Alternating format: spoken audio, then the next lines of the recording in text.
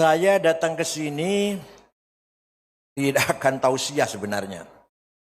Hanya saya cinta Kiai. Saya sangat mencintai Mbah Hashim Asy'ari, Mbah Wahid, Gus Dur, dan mencintai Mbah Bisham Suri walaupun belum sempat berkenalan. Mencintai Kiai Wahab, mencintai orang solihin. Walaupun saya bukan orang soleh sama sekali. Saya membenci orang ahli maksiat. Tapi saya juga sama. Tukang maksiat tiap hari.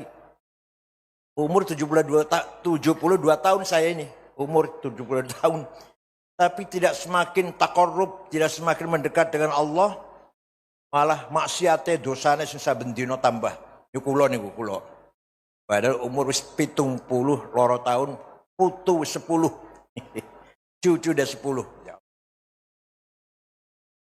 Tapi bagaimanapun kita semua yang hadir sini, khususnya saya, sangat-sangat mencintai orang soleh. Ya betul. Imam Syafi'i sendiri saking tawaduknya Syafi'i, beliau berkata begini, Uhibbus salihina walastu minhum la'alli an anala bihim syafa'ah waqramu man tijaratuhul ba'asi walau kunna sawa'un fil bidha'ah. Saya mencintai orang soleh walaupun saya tidak termasuk orang soleh. Imam Syafi'i loh, ya Allah. Abu Abdullah Muhammad bin Idris bin Uthman bin Abbas bin Syafi' bin Ubaid bin Abdul Yazid bin Abdul Muttalib. Lahir kota Gaza, Palestina tahun 150, wafat tahun 204 di Fustat, Kairo, Mesir. Imam Mazhab mengaku saya bukan orang soleh. Tapi saya mencintai orang soleh. Wakrahu man tijaratul ma'asi. Saya membenci orang yang ahli maksiat.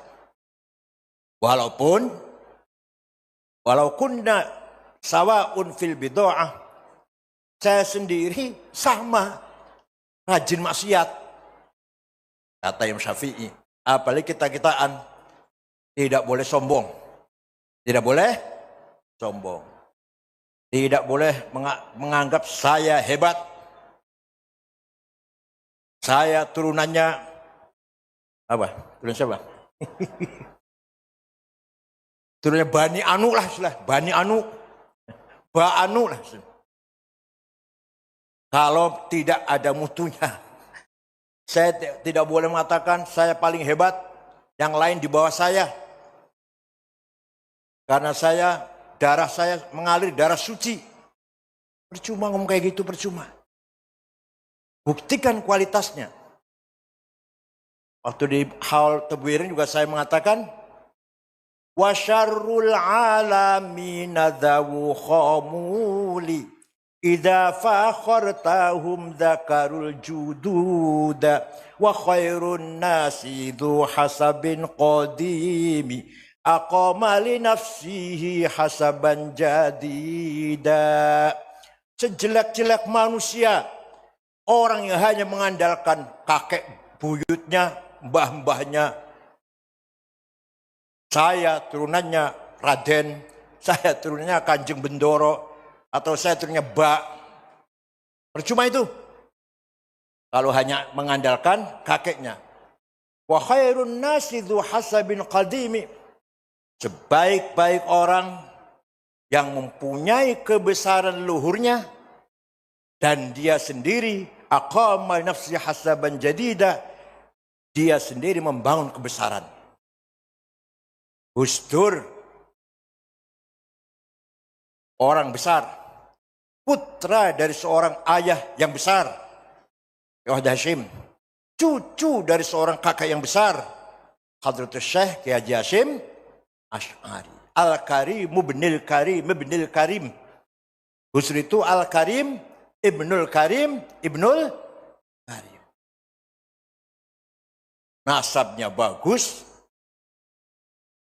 Beliau sendiri membangun kebesaran dengan ilmu dan perjuangan yang luar biasa yang sama dengan perjuangan dan ilmunya mengikuti jejak Mbah Hasyim Asy'ari dalam intelektualitasnya, kualitas ilmunya, dan keikhlasan perjuangannya. Tanpa beliau-beliau inilah kita belum tentu sebesar ini. Tanpa Mbah Wahab, tanpa Mbah Bisri, kita belum tentu sebesar ini. Oleh karena itu, mari kita tetap pada prinsip kita menghormati ulama bi'ilmihim karena ilmunya, menghormati kiai bi'ilmihim karena ilmunya, di samping karena keturunan mbah-mbahnya juga ulama besar. Itu ya. Karena ulama lah, tadi Mbah Kiai Ma'ruf Amin juga sudah menyinggung, ulama lah yang sebenar-benarnya melanjutkan pewaris Rasulullah SAW.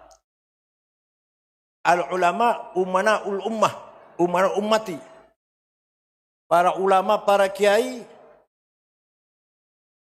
orang yang bisa dipercaya untuk memelihara umat. Ulama lah yang mampu memelihara umat.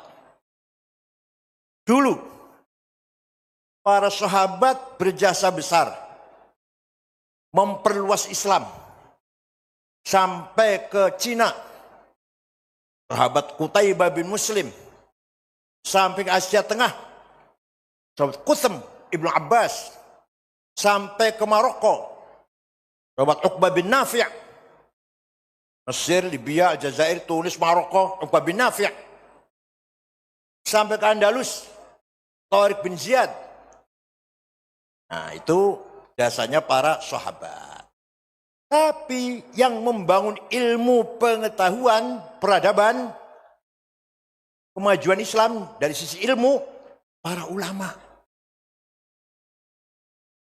Terutama abad kedua Hijriah.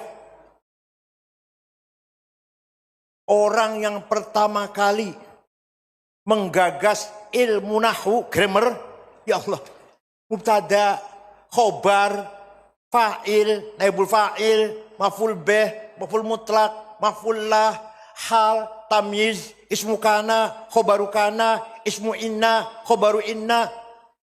Bukan orang Arab, orang Persi, orang Ajam. Imam Amr bin Qumbur, atau yang terkenal dengan panggilan Imam Sibaweh. Kalau kita renungkan, ajib tuh. Yang menciptakan ilmu grammar Arab bukan orang Arab. Paham betul? Imam Sibaweh. Yang pertama kali menggagas titik. Titik ngesor siji, titik loron dhuwur, titik telu dhuwur, jib titik nang tengah siji, hak non titik, kho titik dhuwur, dan seterusnya. Imam Abul Aswad Ad-Du'ali. Bukan orang Arab. Yang menggagas harokat fathah, dhammah, kasrah, fathaten, dhammaten, kasraten, tasdid, sukun. Imam Khalil bin Ahmad Al-Farahidi dari kota Farhad, Afghanistan. Bukan orang Arab. Ajib. Yang menggagas ilmu mustalah hadis tahun 99 Hijriah, Umar bin Abdul Aziz, Khalifah Umar bin Abdul Aziz, prihatin melihat banyak hadis palsu, hadis bohong.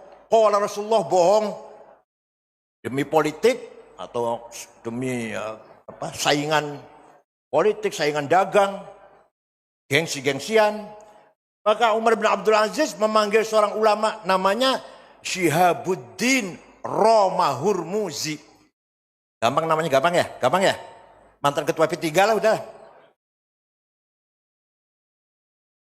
Syekh, bisa nggak bikin metode ilmu menyaring informasi, mana yang benar, mana yang kurang benar, mana yang salah?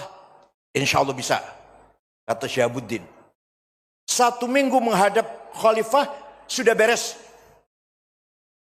Apa nama ilmunya? Mustalahil hadis. Hadis dianggap sahih kalau syaratnya 4. Antara murid dan guru ketemu. Contoh misalkan, saya ngomong kata Gus Dur begini, begini, begini. Benar itu, karena saya jumpa. Kalau saya ngomong kata Mbah Hashim, nggak benar itu. Saya nggak ketemu kok. Yang kedua, gurunya hafalnya cerdas, nggak pernah lupa. Dhobit. Kalau tadi mutasil, yang kedua dhobit. Yang ketiga, siqah. Gurunya bisa dipercaya, nggak pernah nyolong sendal di masjid. Apalagi isi kotak masjid, apalagi. Yang keempat, adil si guru ini. Itu baru hadis sahih. Kurang satu syarat hasan. Kurang dua syarat dhaif. Dhaifnya mauquf, maqtu, munqati, mursal, muallal, dan seterusnya. Sampai ada yang paling jahat, yang paling parah, makdzub, mungkar.